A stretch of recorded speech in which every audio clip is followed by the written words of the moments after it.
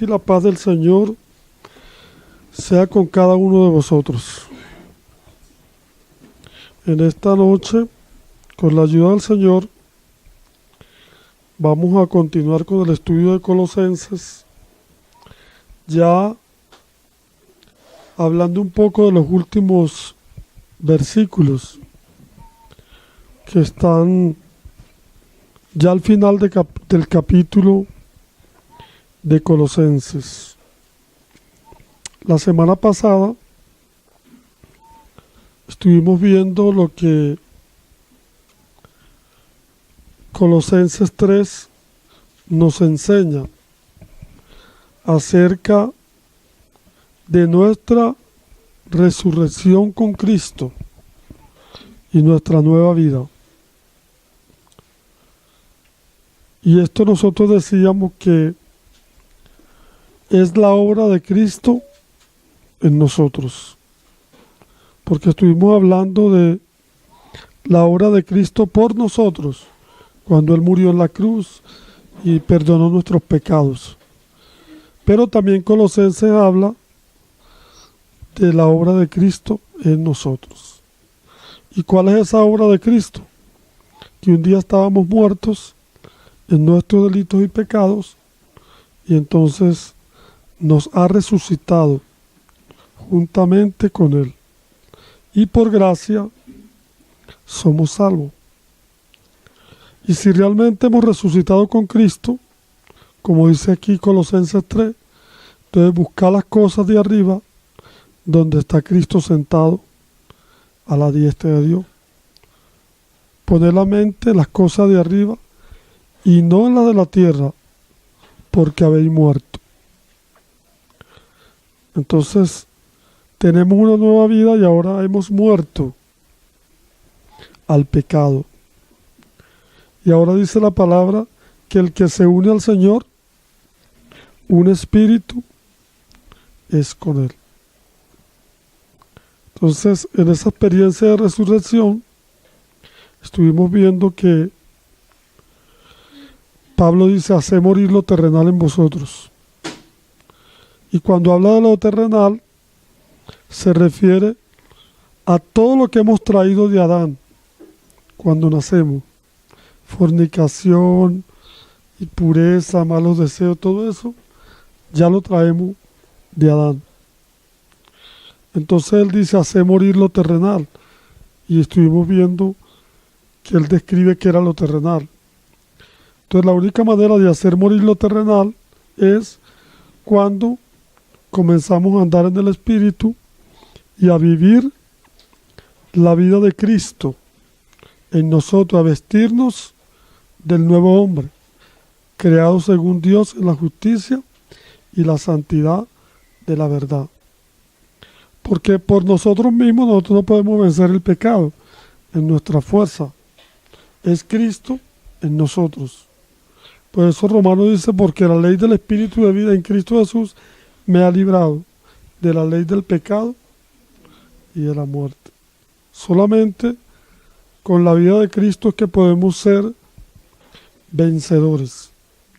Entonces, Pablo dice que nos vistamos del nuevo hombre, y esa vida de Cristo, también estuvimos diciendo, se refleja no solamente a nivel individual de cada uno de nosotros como persona, sino también corporativamente. Porque cuando el Señor nos trajo y nos llamó, no nos llamó a vivir una vida individual, sino una vida colectiva. Por eso es que la palabra iglesia significa los llamados fuera. Hemos sido llamados, pero no solamente yo solo, sino juntamente con otros hermanos.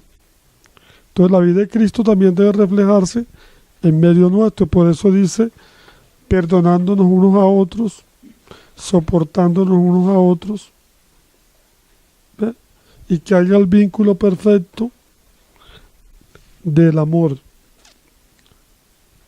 reuniéndonos como estuvimos viendo en Colosenses 3:16, para que la palabra de Cristo more en abundancia en nosotros.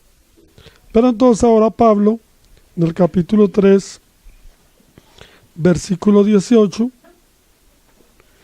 él va a hablar acerca de el hogar de los cristianos, de la relación del cristiano en el hogar. Y Pablo va a hablar de algunos principios divinos. Y no solamente habla aquí, sino que también habla en Efesios acerca de estos principios, porque la vida cristiana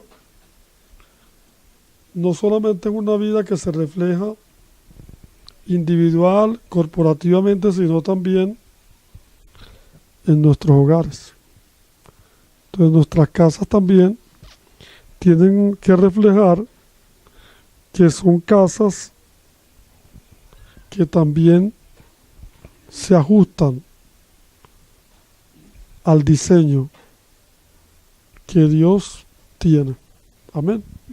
Entonces vamos a leer el versículo 18 del capítulo 3 y podemos seguir porque acuérdense que la Biblia,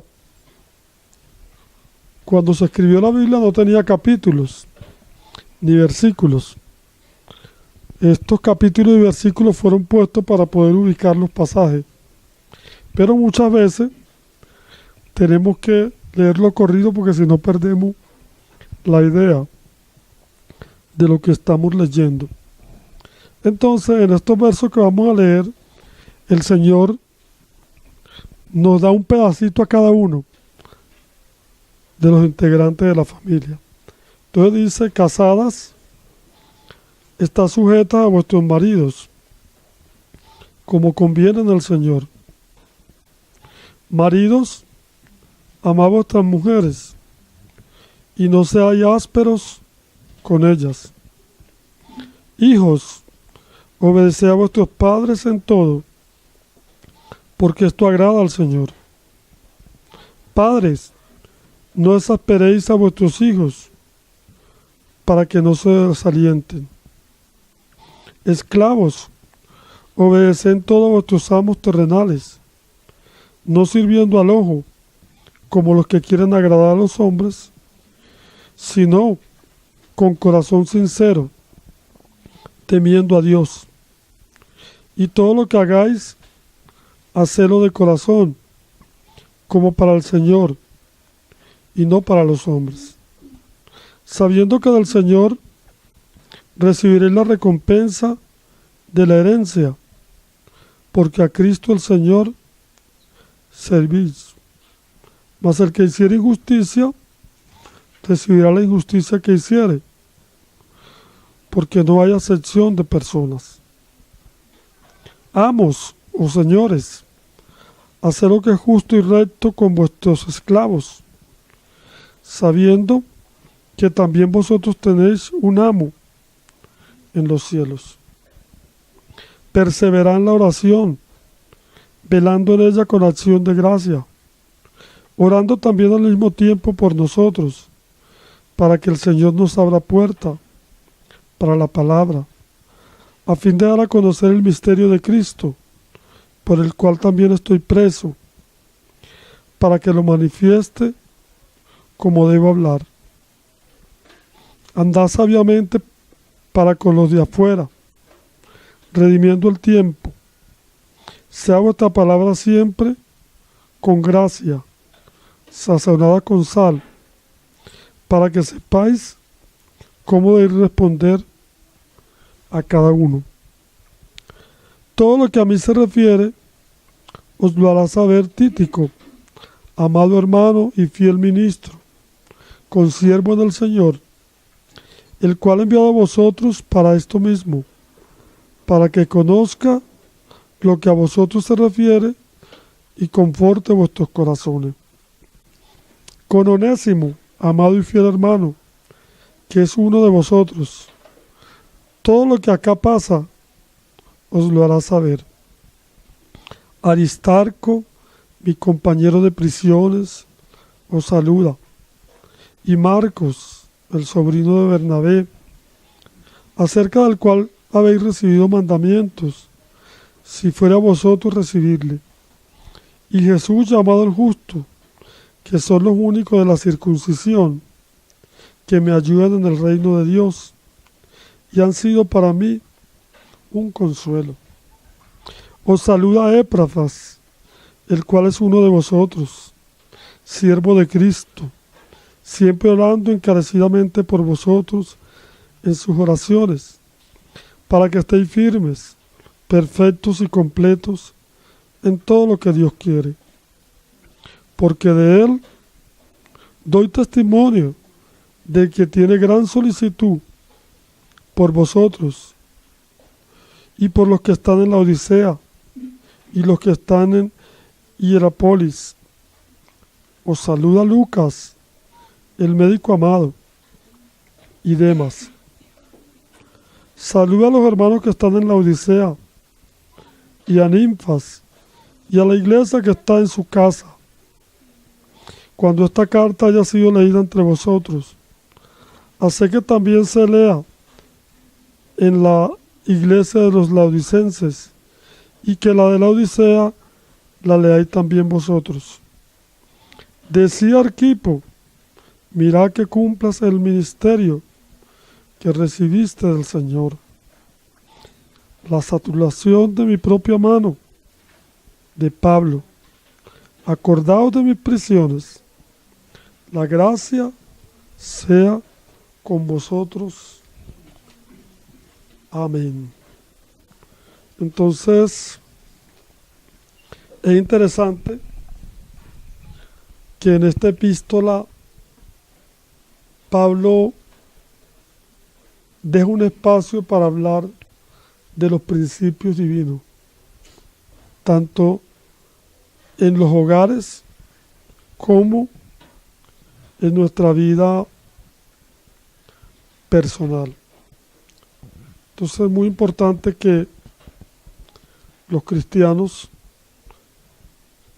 tengamos hogares que se dejen guiar por los principios divinos. ¿Y por qué Pablo habla de esto? Porque si nosotros vivimos bajo los principios divinos, entonces podemos dar un buen testimonio de Cristo donde estemos. Y segundo, podemos ser familias usadas por el Señor. Acuérdense de Elizabeth y Zacarías, ¿se acuerdan? Dice que esta era una pareja que eran irreprensibles delante del Señor. Vivían vida irreprensible, tenían un testimonio. Si nos vamos al Antiguo Testamento, encontramos a Noé y a su familia. El mundo estaba, hermano, en bancarrota. Ya el Señor iba a destruir la tierra. Pero usted lee en Génesis y dice, pero. Hay un pero allí. Y el pero era que había una familia que en medio de esta situación se encontraba bajo los principios del Señor. Entonces a mí me llama la atención porque después que Pablo ya habla de la vida de Cristo y de la primacía de Cristo, entonces ahora va a hablar de las casadas, de los maridos, de los hijos. Ahora como que se va a meter en nuestras casas. ¿Para qué? Para hablarnos acerca de esos principios que han sido establecidos, hermano, por el Señor. Porque cuando aquí dice, casada está sujeta a nuestro marido, no es el hombre que le dice a la mujer que esté sujeta, es el Señor. El Señor es el que lo ha dicho. El Señor es el que ha establecido un orden. Cuando dice, hijo, obedece a vuestros padres, Es algo que lo dice el Señor. Es un mandamiento del Señor. Son principios divinos. Pero también Él le habla a los esclavos. ¿Y por qué le habla a los esclavos? Porque en aquel tiempo también los esclavos eran parte de la familia. Porque habían hermanos que tenían dinero y como en esa época comprar una persona era algo, se puede decir que era legal, ¿no? Entonces habían hermanos que tenían también esclavos y convivían con ellos. Y entonces el apóstol Pablo también habla a los esclavos. El trato que había que darle a los esclavos y lo que los esclavos tenían que hacer referente a lo de sus amos. Entonces, qué importante es que Pablo comience ya o termine ya esta epístola hablándonos a cada uno de nosotros. Aquí hay un equilibrio. Pablo no solamente le habla a la mujer, sino que le habla al hombre. Y no solamente le habla al marido, sino que le habla a los hijos. Y no solamente a los hijos, sino que también le habla a los esclavos. Tremendo, ¿no? ¿Por qué? Porque Dios quiere que nosotros tengamos hogares que estén conformados a la palabra. Cuando el pecado entró en el mundo, se puede decir que el hogar de Adán y Eva sufrió. El pecado hizo que el diseño que Dios tenía de la familia se dañara. Y entonces el Señor, a través de Cristo, quiere que los hogares vuelvan otra vez al principio divino, porque el pecado afectó todo lo que es la vida familiar. Un hermano escribió lo siguiente: vivimos en días muy contrarios a la institución familiar.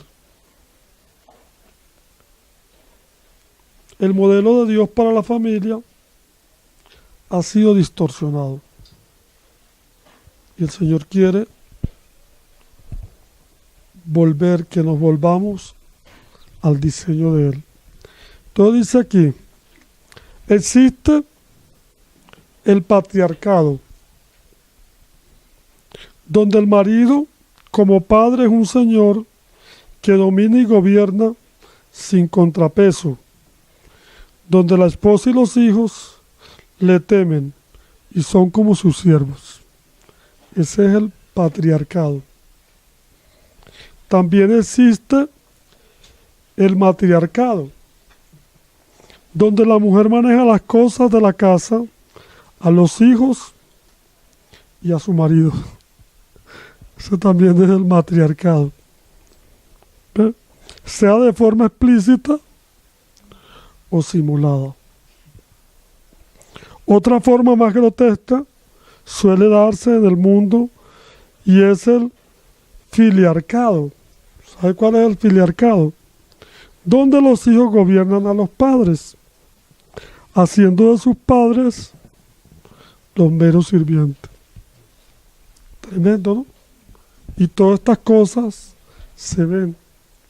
El patriarcado, el matriarcado, el filiarcado, todas esas cosas. Pero todo eso es una distorsión acerca del diseño de Dios. Entonces por eso Pablo aquí, él dice, casadas, está sujetas a vuestros maridos, como conviene al Señor. Es decir, reconozcan que ustedes tienen un esposo y que ese esposo el Señor le ha puesto como cabeza del hogar, de la casa. Y ustedes deben reconocerlo. Y la palabra dice, para que la palabra de Dios no sea blasfemada. Y 1 Pedro dice que los maridos de los que no son creyentes deben ser ganados sin palabra, por la conducta de sus esposas. Y pone como ejemplo a Sara. Dice que Sara llamaba a Abraham Señor. Entonces es importante que en el hogar cada uno de los integrantes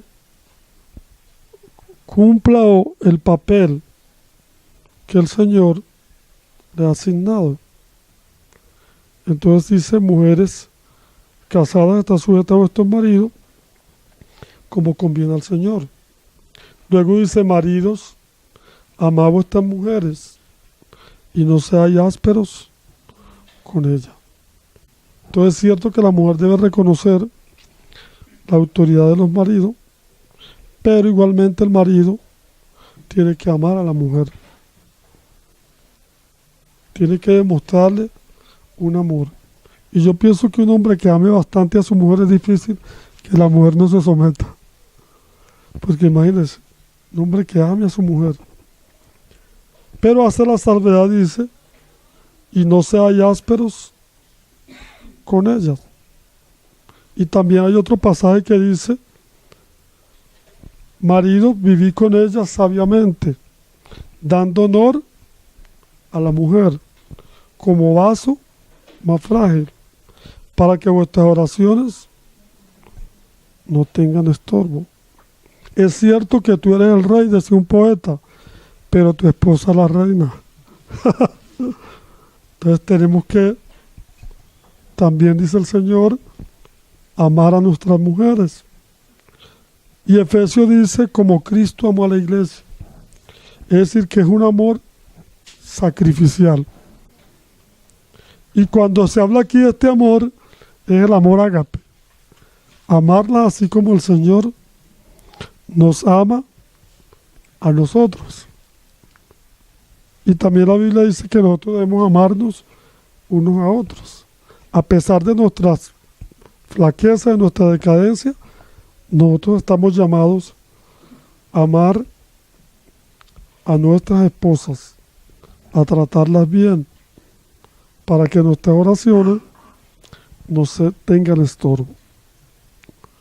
También el apóstol habla de los hijos. Obedeced a vuestros padres en todo, porque esto agrada al Señor. Pero fíjense que es tremendo lo que dice aquí. Y si los hijos supieran esto, yo creo que los hijos serían diligentes en obedecer a sus padres. Porque dice aquí, obedeced a vuestros padres en todo. No dicen algunas cosas, en todo. Porque esto agrada al Señor. Y Efesios dice, porque esto es justo.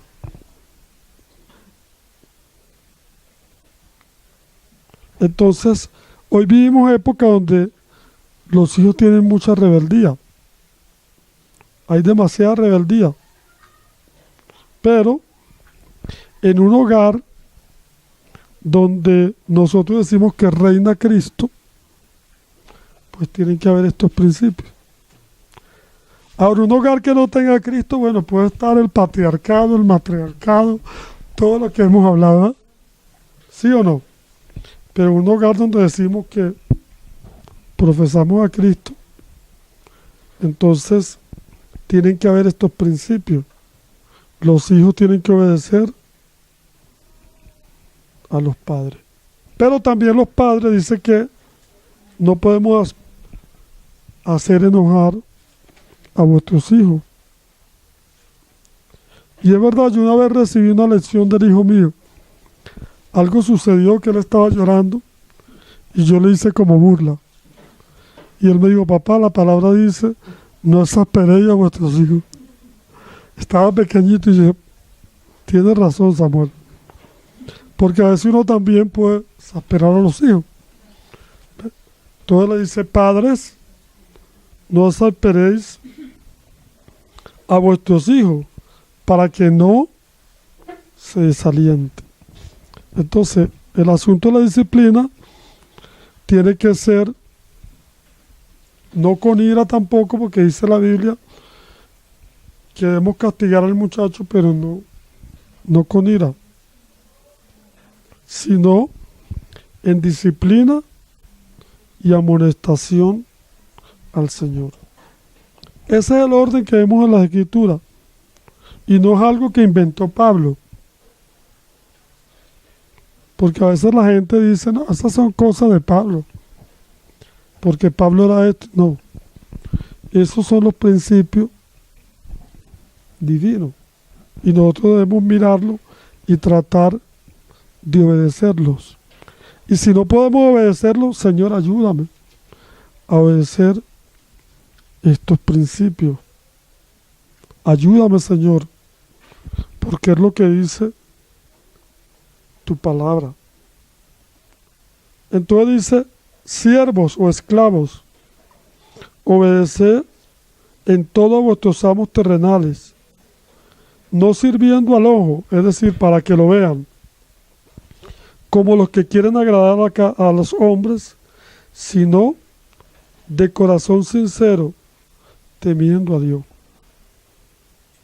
Aún Pablo le habla aquí a estos esclavos que se habían convertido al Señor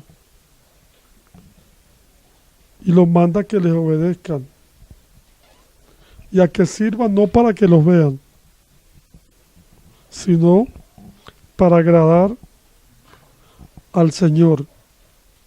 Y luego dice, sabiendo que del Señor recibiréis recompensa de la herencia, porque a Cristo el Señor serví. O sea, cuando le servimos a un hermano, le estamos sirviendo al Señor. A veces pasa, hermano, que cuando uno va a hacer un trabajo a un hermano, como que es que se lo hace mal, porque es un hermano, ¿verdad? A veces uno le pasa así. Y entonces nosotros deberíamos, si es un hermano, servirle mejor. A veces nosotros no, como es un hermano, ¿verdad? Entonces el Señor aquí a los siervos, a los esclavos, los exhorta a servir y a obedecer a su amo como que si fuese al mismo Señor. Ahora, esto puede aplicarse también porque ya no tenemos el tiempo de la esclavitud, pero hay hermanos que tienen empresas, que contratan hermanos, ¿verdad? Entonces, si usted tiene un patrón que es un hermano y le dio trabajo, entonces usted debe obedecer, usted debe hacer las cosas no para agradar al hombre, sino para agradar al Señor. Y me llama la atención porque dice, porque a Cristo el Señor servís. Aunque usted le está sirviendo a un hermano, le está sirviendo a Cristo. ¿Por qué? Porque nosotros somos el cuerpo de Cristo, representamos a Cristo en todo. Pero luego el Señor le habla a los amos o a los señores y dice, hacer lo que es justo y lo que es recto con vuestros esclavos, sabiendo que también vosotros tenéis un amo en el cielo. O sea que eso es como de parte y parte. Toma y dame. Le habla a las esposas, le habla a los esposos. Le habla a los hijos, le habla a los padres. Le habla a los esclavos, le habla a los siervos. Y estos son principios, hermanos, importantes que el Señor tiene para que podamos vivir en ellos. Y vuelvo y repito, si nosotros captamos estos principios y los obedecemos, vamos a ser familias útiles en las manos del Señor. Vamos a ser como Zacarías, como Elizabeth, como Noé, como aquellas familias de la antigüedad que fueron usadas por el Señor. ¿Por qué?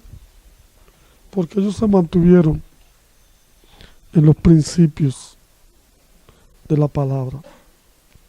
Sabemos, hermanos, que cumplir estos principios para el mundo de hoy es algo anticuado. ¿Por qué? Porque está la liberación femenina. Hay una serie de cosas. Los rudimentos del mundo van siempre en contra de los principios de Dios. Pero aunque nosotros, hermanos, nos digan anticuado, aunque nos digan pasado de moda, esos son los principios de Dios. Y esos principios de Dios, hermanos, no se equivocan.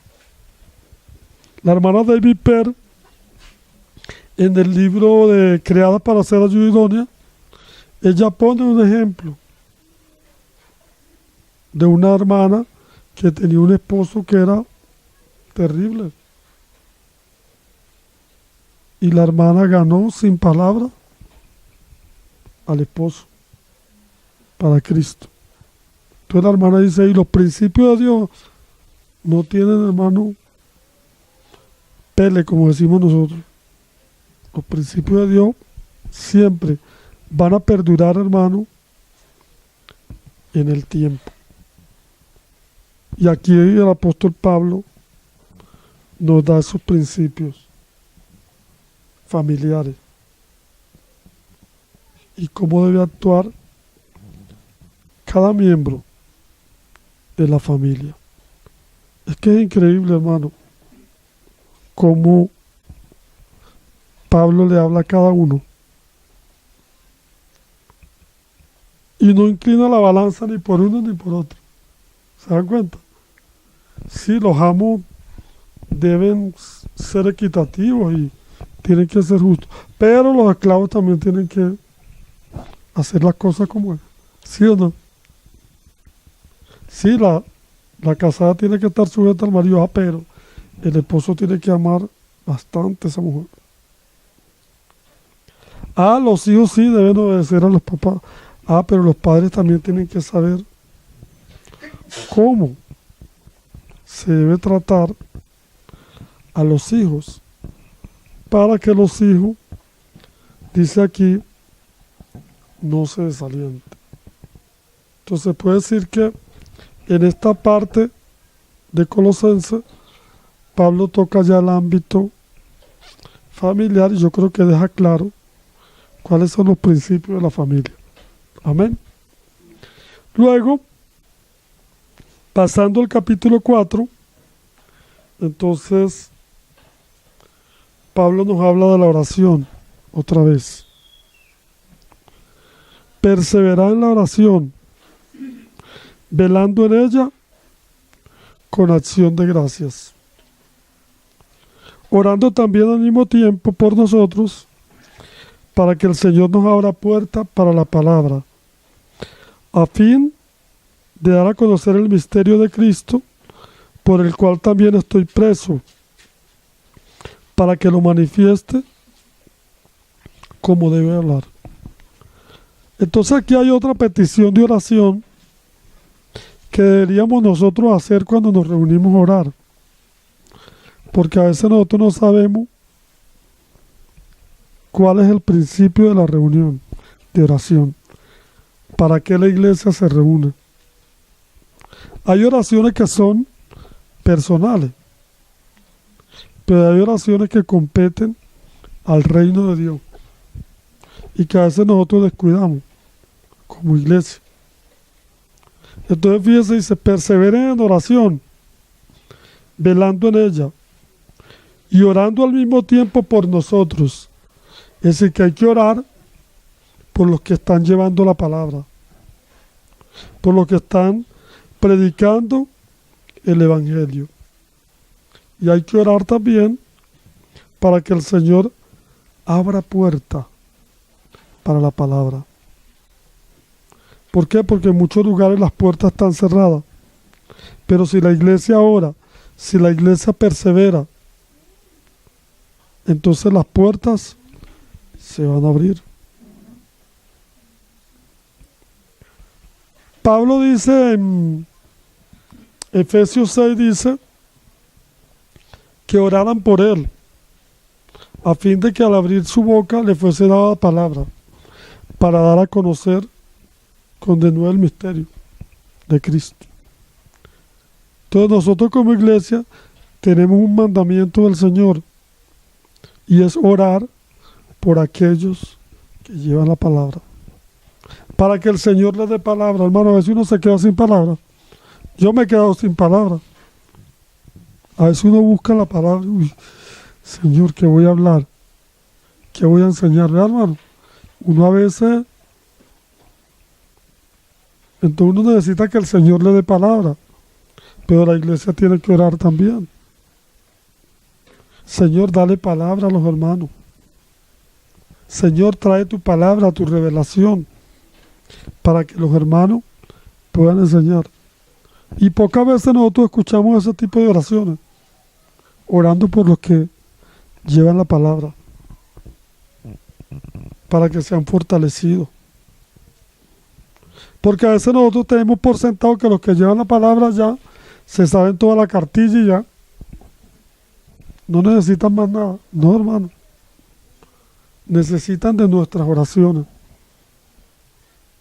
Necesitan que le pidamos al Señor que les dé palabra para dar a conocer el misterio de Cristo. Ese misterio que dice Pablo ahí ha sido revelado en los posteros tiempos. Y ese es el misterio que tiene que conocer cada hombre para que pueda ser reconciliado con Dios. Pero la iglesia tiene una tarea, hermano. Pablo le dice a Timoteo, exhorto que se hagan oraciones, rogativas, peticiones, acciones de gracia, por los hombres, por los reyes. Y dice que Dios quiere que todos los hombres sean salvos y vengan al conocimiento de la verdad. Pero a veces no oramos para que eso suceda. Y Dios quiere que oremos para que los hombres sean salvos, para que la palabra corra, para que el Señor abra puertas, para que el Señor le dé palabra a los hermanos, para que el Señor fortalezca a los hermanos cuando están llevando la palabra.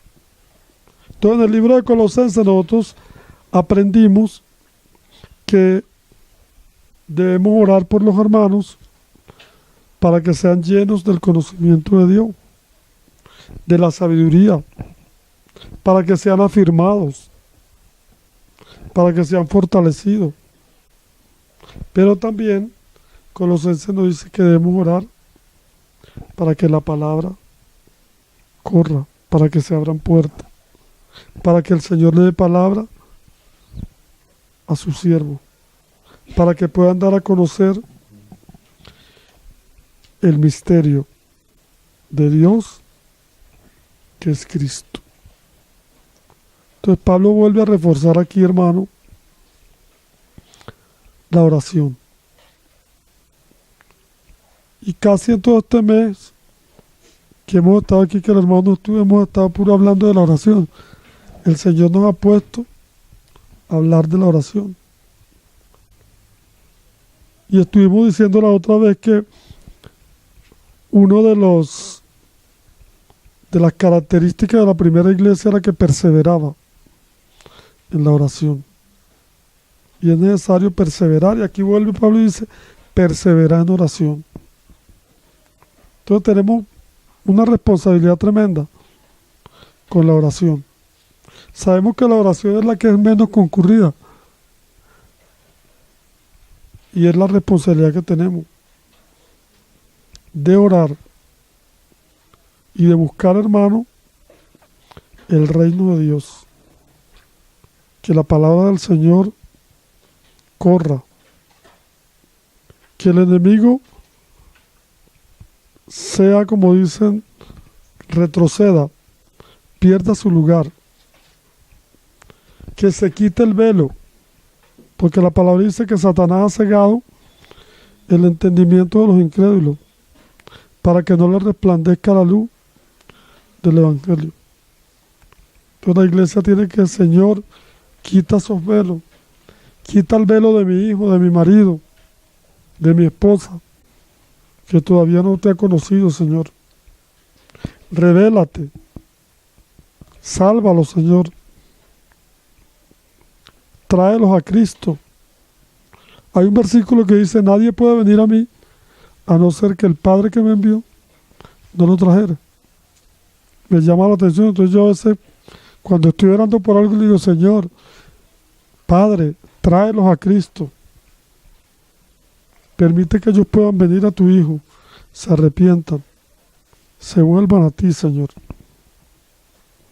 Tenemos que pedirle al Señor que nos enseñe a orar, porque a veces no sabemos orar, pero la palabra nos da el ejemplo, cómo debemos orar.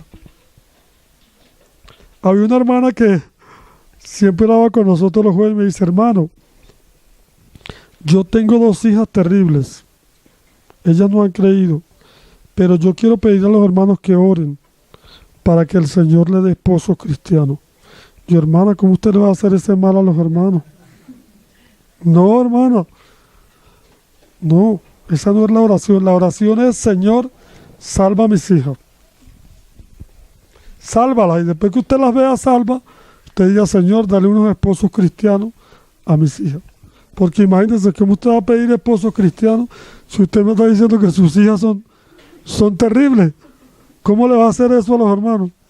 Entonces a veces uno no sabe orar, ¿verdad, hermano? Entonces hay que decirle: Señor, enséñame a orar. Y por eso dice: velando en ella, hay que estar velando. Oraré con el Espíritu, dice el apóstol, pero también oraré con el entendimiento. No podemos orar por repetir ahí palabras, por quedar bien con los hermanos. No.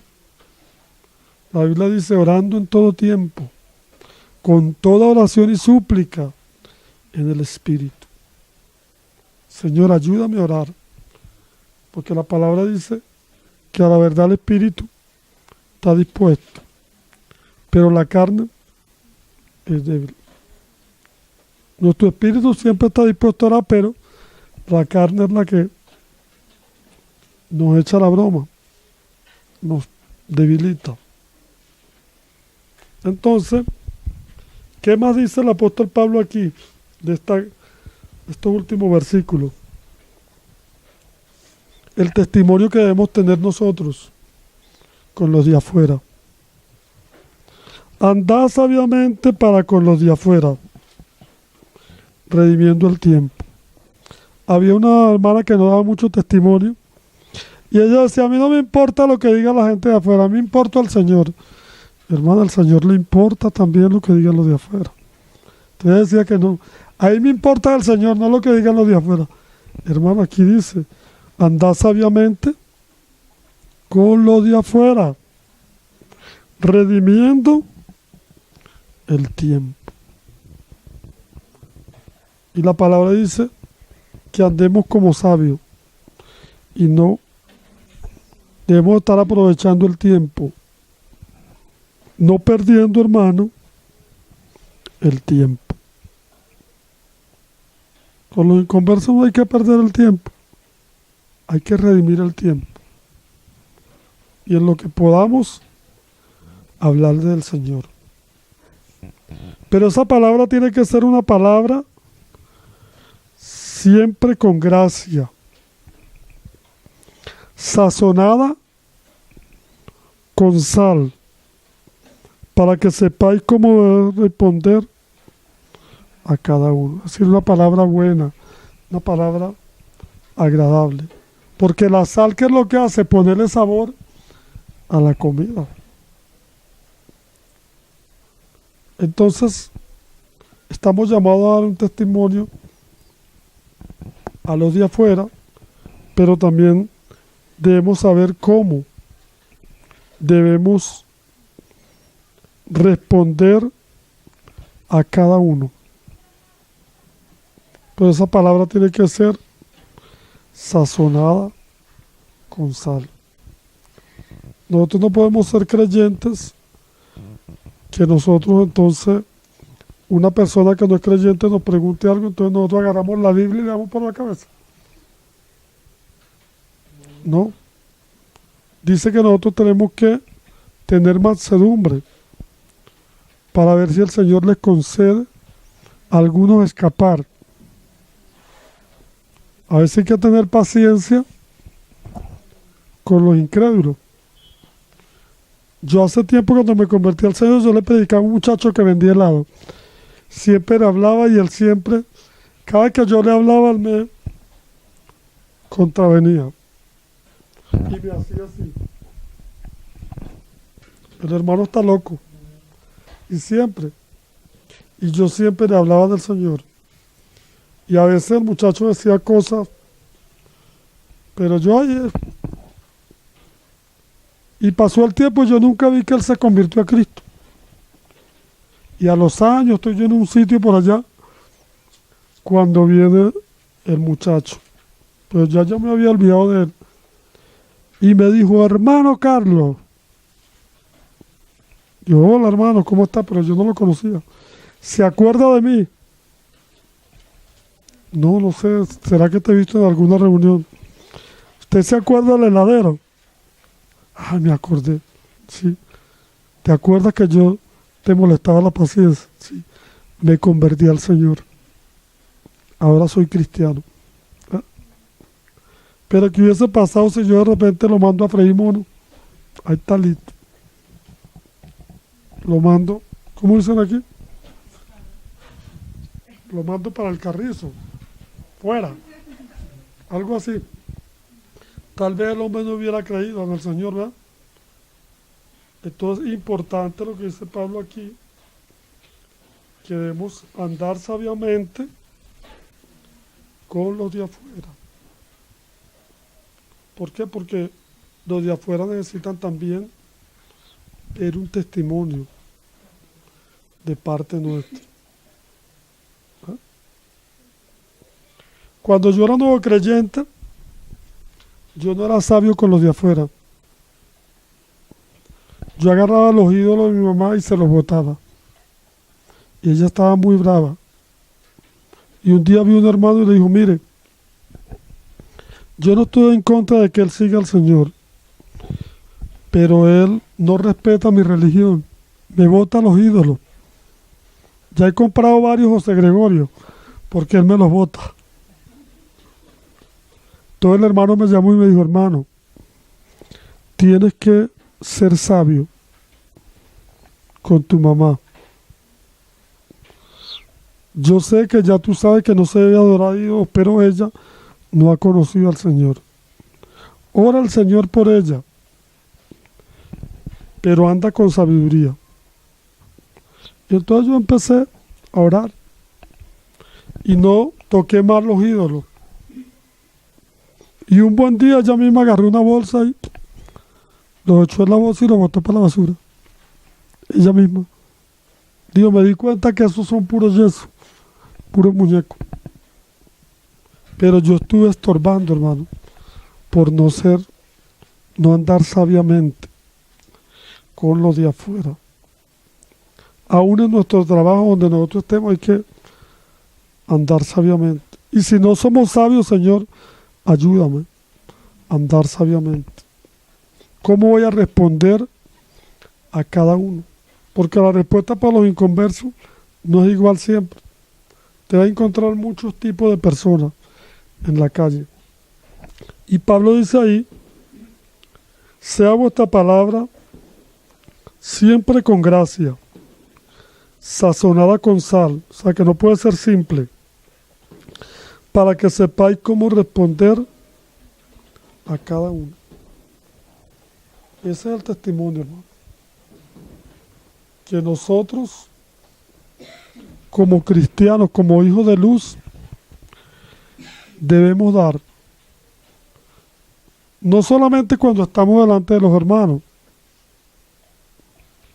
sino que el testimonio, hermano, tiene que ser en todo lugar. Hay personas que son cristianas el domingo, nada más. Y los restos de semana no dan testimonio.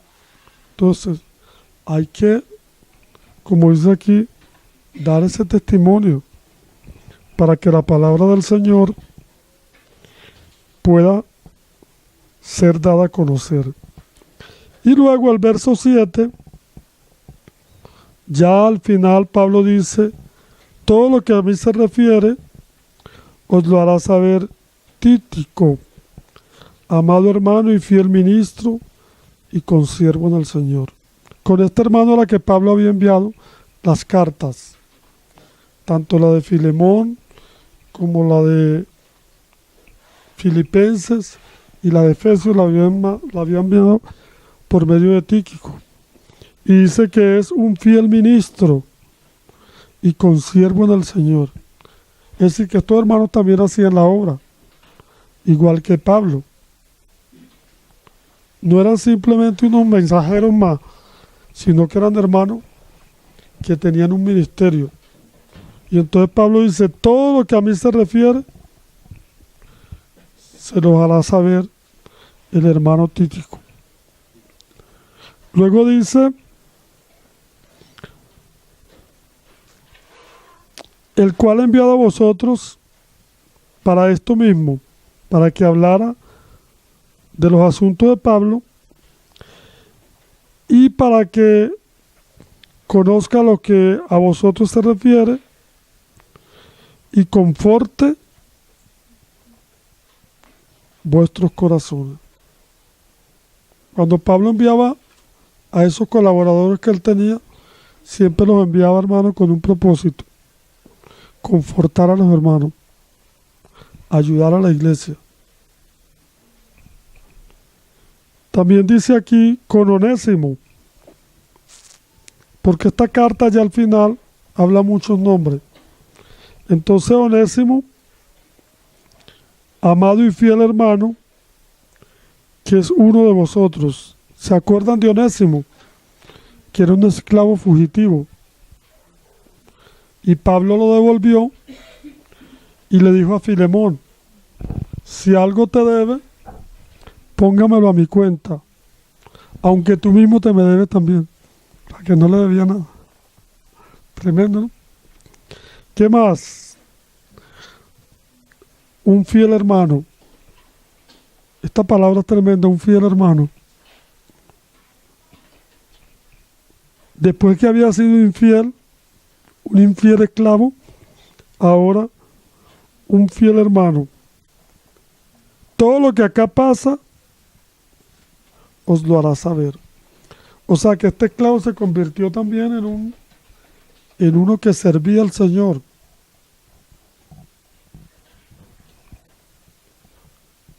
Aristarco, mi compañero de prisiones, os saluda. Y Marcos, el sobrino de Bernabé, acerca del cual habéis recibido mandamientos, si fuera vosotros, recibirle. Marco hubo un tiempo que no fue útil, pero Pablo dice, mándame a Marco porque me es útil. Porque a veces uno no puede ser útil, pero el Señor después lo hace útil. ¿Verdad? Porque el Señor es poderoso. Entonces aquí está el saludo de Marcos, el sobrino de Bernabé. Y Pablo lo recomienda. Dice, del cual habéis recibido mandamientos, si fuera vosotros, recibirle. Y a Jesús llamado el justo, que son los únicos de la circuncisión, que me ayudan en el reino de Dios y han sido para mí consuelo. Qué bendición tenía Pablo, ¿verdad? Tantos hermanos de confianza, porque pueden haber muchos hermanos, pero de confianza, que él podía mandarlo. Y puede decirle, bueno, cuando lleguen a tal sitio, comunícales esto. Fieles hermanos. Eso es importante, hermano. Y Pablo tenía todos estos hermanos aquí. Y luego dice, os saluda Éprafas, el cual es uno de vosotros, siervo de Cristo, siempre rogando encarecidamente por vosotros. Por ahí está el folleto, yo repartí un folletico. Éprafas, la oración, como este hermano oraba. Y dice, rogando encarecidamente por vosotros en sus oraciones. ¿Para qué rogaba? Para que estéis firmes, perfectos y completos en todo lo que Dios quiere. Ese es otro motivo de orar. Señor, afirma a los hermanos, perfecciónalo. Porque a veces nosotros creemos que como creímos en el Señor ya, no, ya el hermano creyó en el Señor ya está listo. Como decimos nosotros, no. Hay un proceso, hermano. El Señor tiene que formarse en nosotros. El Señor tiene que afirmarnos. Yo siempre doy el testimonio mío, hermano, y no me da pena. Yo cuando creí en el Señor, yo era guisiguasi. Tenía un pie aquí y un pie allá. Yo andaba para los dos bandos. Pero un día, hermano, el Señor me trató. Me confrontó el Señor a mí solito. Algún hermano debe haber estado orando por mí. Y la confrontación que me hizo el Señor fue, no puedes seguir así. O es el mundo o yo. Uy, yo me quedé así. Fue como que si el Señor me habló por dentro. No puedes seguir así. Porque yo estaba guisiguasi. Para allá un ratico con el Señor, otro con el diablo. Y con los dos. Y la palabra dice, no podemos andar con la luz y las tinieblas. Y cuando el Señor me confrontó, hermano, ese día, yo me fui a una piecita que tenía y me arrodillé. ¿Sabe qué le dije yo al Señor? Señor, me decido por ti. Hoy renuncio al mundo y te sigo a ti. Y ese día, hermano, yo sentí que el Señor me afirmó, hermano. Me afirmó el Señor. A lo mejor habían algunos hermanos orando. Señor, afírmase, hermanito. A veces hay que orar, hermano. Porque dice que poderoso es el Señor para estarnos firmes. Entonces a veces uno tiene que orar y dice que la oración de Éprafas era para que estuvieran, fíjese, firmes. Una persona que firme es una persona que no tambalea, que está estable, ¿sí o no? Luego dice aquí,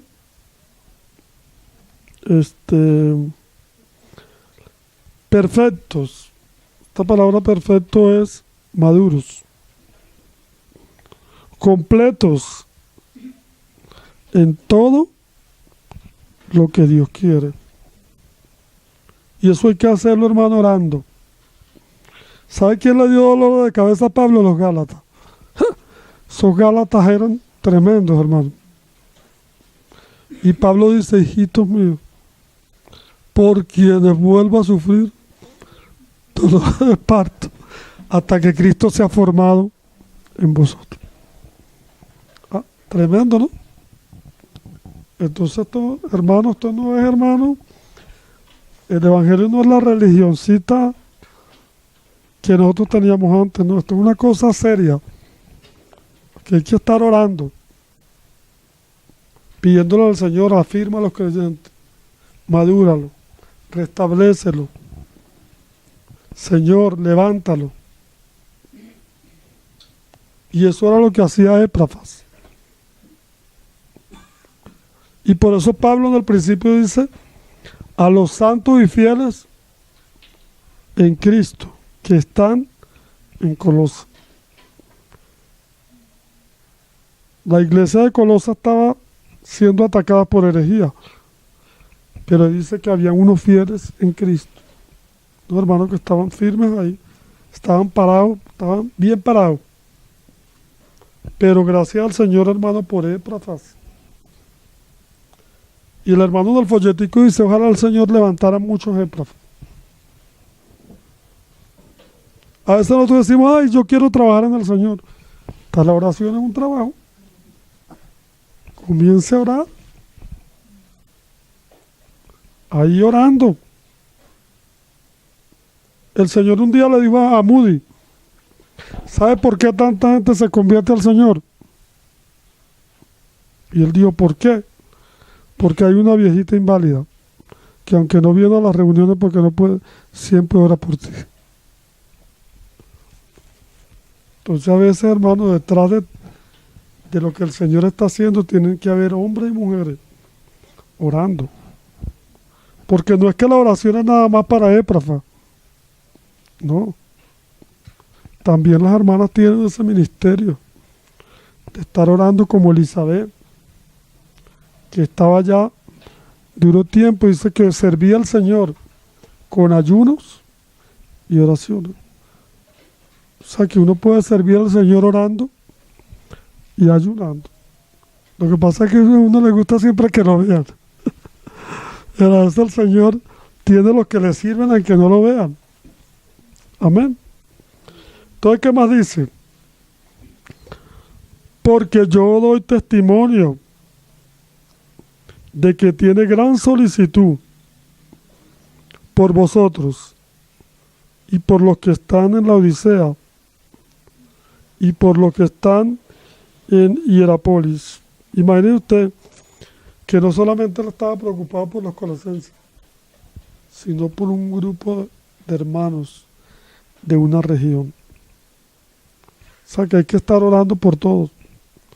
Por lo de Ciudad Bolívar, por lo de Teusaquillo, por lo de la costa, orando por todos los hermanos. Y tener esa solicitud. Es decir, la solicitud viene siendo, hermano, esa diligencia que Pablo veía en Epafras. O sea, que era un hermano presto. Cuando se trataba del Señor, ese hermano corría como una flecha, hermano. Porque la Biblia dice que debemos ser diligentes. En el Señor no podemos ser perezosos, sino dice que debemos ser diligentes. Luego dice aquí, os saluda Lucas, el médico amado. Lucas que acompañó a Pablo en todos los viajes. Se convirtió en un escritor del Evangelio de Lucas y Hechos. Y Pablo dice, el médico amado. Cuando ya Pablo estaba preso, ya que lo iban a decapitar, él dice, solo Lucas está conmigo. Tremendo, ¿no? Que el Señor nos ayude, hermano, a ser como Lucas. A estar con los hermanos hasta el final. Porque a veces uno puede estar con los hermanos cuando todo está bien. Porque decir un hermano que es fácil confiar en Dios cuando todo contribuye a nuestro favor. Eso es fácil. El asunto es cuando la cosa está apretada, ahí es donde. Entonces Pablo dice aquí, Lucas, el médico, amados. Y luego habla de Demas. Demas era un ingrato. A última hora Demas lo abandonó y se fue al mundo. Pero aquí lo vemos con Pablo. Lucas y Demas. Luego dice, saluda a los hermanos que están en la Odisea, y a Ninfas, y a la iglesia que está en su casa. Esto es una evidencia de que las iglesias se reunían en el calor de las casas.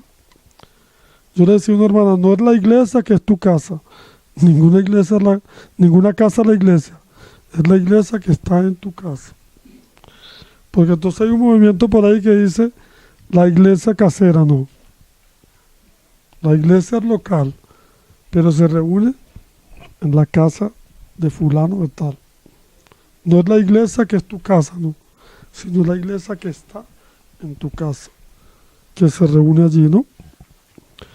Y luego dice, cuando esta carta haya sido leída entre vosotros, haced también que se lea en la iglesia de los laodicenses, y que dada la Odisea la leáis también vosotros. Entonces estuvimos hablando que la carta de la Odisea es la carta de Éfeso. Cuando usted ve Éfeso y ve Coloso, es la misma solicitud. Y hay una investigación que hicieron de que esta carta de Éfeso, Marción, que era un hereje, él la nombra como la odicense. Solo que de aquel tiempo, cuando las cartas llegaban, algunos hermanos le ponían el nombre y quedó como Éfeso. Pero cuando Pablo habla en Éfeso, él habla como que no conociera a sus hermanos. Pero bueno, eso es para investigar. No voy a poner el... Pero si usted lee de verdad Éfeso y lee Colosenses, hermano, tienen una similitud tremenda.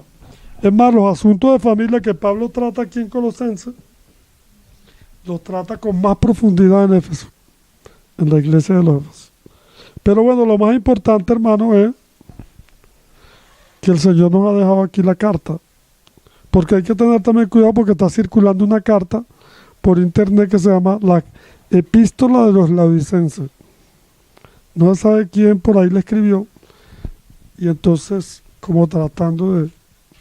Y esa carta no es inspirada. Es alguien que trató de... Entonces uno tiene que alertar a los hermanos porque, uy, apareció la carta de los Laodicenses. Y cuando usted la lee, usted la puede buscar en internet y dice, no, esto no pega ni con cola. No se le ve, no tiene coherencia. Entonces luego dice aquí que la de la Odisea la leáis también vosotros. Lo importante es estar leyendo las cartas del apóstol Pablo. La iglesia tiene que ser una iglesia que lea la palabra, que estudie la palabra. Para eso esto se nos ha sido dejado, para estudiar la palabra. Cuando las cartas llegaban a un sitio, los hermanos las leían, luego las enviaban a otro lado. Y una de las cosas por las cuales la iglesia sufre hoy día es porque la iglesia ha descuidado la palabra. Entonces escucha al pastor, pero no escucha lo que dice el Señor. Entonces la gente se queda con la opinión del pastor, pero no con la opinión del Señor. Entonces gracias al Señor porque el Señor está levantando las iglesias y las iglesias tienen que estar preocupadas, hermano, por la palabra. Cuando comenzamos a estudiar esta carta, yo le dije a los hermanos, hay que leerla y releerla hasta que nos la sepamos de memoria. Y cuando alguien está hablando de Colosenses, ya usted sabe qué es lo que está hablando. Entonces luego dice aquí, mira, decía Arquipo, que cumplas el ministerio que recibiste del Señor. Aunque uno ve eso así, bueno, dígale Arquipo, pero ahí hay una enseñanza. El Señor nos ha dado un ministerio y hay que cumplirlo. No hay que descuidarlo. Si el Señor le dio algo a usted, cúmplalo. Cúmplalo porque el Señor un día nos va a decir, ¿dónde está lo que yo te di? Bueno, Señor, usted me dio un talento y lo escondí. Lo escondió. ¿Y por qué lo escondió? No, porque tuve miedo. Entonces quítale el talento a este y déselo al otro. Entonces hay que tener, hermanos, siempre presente que cumplir el ministerio que hemos recibido del Señor. El saludo de mi propia mano. Nosotros dijimos al principio que posiblemente Timoteo fue el que redactó la carta. Y luego Pablo la firmó porque dice Pablo y Timoteo. Cuando escribe Pablo y Timoteo. Entonces, al parecer, el que escribió la carta. A veces Pedro escribía y decía, os he escrito por conducto de Silvano. O sea que Silvano se sentaba allí a escribir. Y luego dice Pablo aquí, la salutación de mi propia mano, de Pablo. Acordaos de mis prisiones. Tremendo, ¿no? Y luego finaliza con lo que yo voy a finalizar hoy el estudio, que ya terminamos. La gracia sea con todos vosotros. Amén. Entonces, que el Señor nos ayude, hermano, que nos ha permitido darle una mirada a esta carta porque no la hemos estudiado a profundidad. Solamente una mirada. Por encima, durante el tiempo que el hermano estuvo ausente, lo que hicimos fue puro una miradita. Porque si nos fuésemos puesto en detalle, estuviéramos ahorita todavía en el capítulo 1. ¿Sí o no? Entonces, bueno, hermanos, que el Señor nos ayude. Vamos a orar y queda abierta la mutualidad para que los hermanos que quieran aportar. Te damos las gracias, Padre, por todo lo que tú nos enseñas, Señor, en tu palabra, Señor. Nos enseñas, Señor, tus principios. Nos enseñas, Señor, cómo andar, cómo vivir y aún hasta cómo orar, Señor. Señor, aún de los más mínimos detalles, Señor, aún de los colaboradores de Pablo, aprendemos también la fidelidad, la diligencia, Señor, y la preocupación. Señor, realmente, Señor, estamos maravillados en ver tu palabra, Señor. Aún en los pequeños detalles, Señor, encontramos lecciones prácticas para nuestra vida. Te damos las gracias, Señor, por habernos permitido, Señor, mirar aquí tu palabra, Señor. Ahora, Señor, te pedimos, Señor, como decía nuestra hermana que oró, que esta palabra quede grabada en nuestros corazones, para que podamos andar como es digno del Señor y podamos llevar frutos, Señor, para toda buena obra. Porque tú quieres, Señor, que crezcamos en estatura a la medida de Cristo, de un varón perfecto. Te pedimos por la iglesia, Señor, aquí en Ciudad Bolívar, que sea fortalecida, Señor, que sea confortada, que los creyentes sean afirmados, Señor, sean perfeccionados, Señor, sean madurados, Señor. Que tú levantes, Señor, en medio de nosotros, Señor, esos hermanos fieles, esos hermanos diligentes, que estén dispuestos, Señor, a ser colaboradores del reino de Dios, como lo hacían, Señor, todos aquellos, Señor, que estaban con el apóstol Pablo. Señor, ayúdanos a ser útiles, Señor, al cuerpo de Cristo, Señor. Señor, que no pensemos que no podemos servir en nada, sino que aún con nuestras oraciones, con nuestros ruegos, podemos estar sirviendo, Señor, a favor de la iglesia, a favor de tu cuerpo, Señor. Ayúdanos a ser como Pablo, Señor. Señor, a sufrir las aflicciones por el cuerpo, a batallar, Señor. Padre, a velar, Señor, para que los hermanos estén firmes en Cristo, para que ninguna filosofía hueca, Señor, desvíe, Señor, a tu iglesia, sino que se mantenga, Señor, siempre viendo a tu Hijo. Oh, Señor, te damos gracias, Señor, por habernos permitido, Señor, mirar tu palabra, Señor. Nos encomendamos ante ti y te damos las gracias, Padre. En el nombre de tu amado Hijo, nuestro Señor Jesucristo. Amén.